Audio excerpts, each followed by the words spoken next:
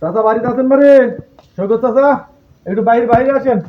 এই আমরা মসজিদ থেকে আসছিলাম চাচা। আসসালামু আলাইকুম চাচা। ওয়ালাইকুম আসসালাম। বাবু কি করবেন কোন? আমরা তো মসজিদ থেকে আসছিলাম এই ইমামের বেতন তোলার জন্য। তো তারাই বেতন 100 টাকা আর মাসিক 25 টাকা হারে 1 বছরের 300 টাকা, মোট 400 টাকার জন্য আসছিলাম। কি তারাবি বেতন 100 টাকা, আবার মাসিক বেতন 300 টাকা, মোট 400 টাকা। টাকা কামা করা লাগে না, চাইলে পাওয়া যায়।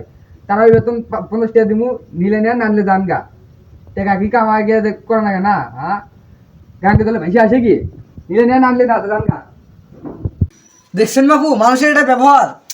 কি কুমুবা রে, এটাই মানুষের বেবে। একটা ইমাম থাকে, তার মাসিক বেতন হচ্ছে 25 টাকা। হ্যাঁ, যে একটা বিড়ি খাইলে চাষটা লেগে এক প্যাকেট বিড়ির দাম 20 টাকা, একটা চা 5 টাকা, 25 টাকা পার ডে খরচ হয়। তার মাসিক বেতন 25 টাকা, সেটাই মানুষ দিতে চায় না। আর তারাই বেতন এত কষ্ট করে নামাজ পড়ায়, আর এই তারাই বেতনটাই দিতে চাইতেছে না। এটা মানুষের ব্যবহার হলো, হাই রে মুসলমানের ইমান রে।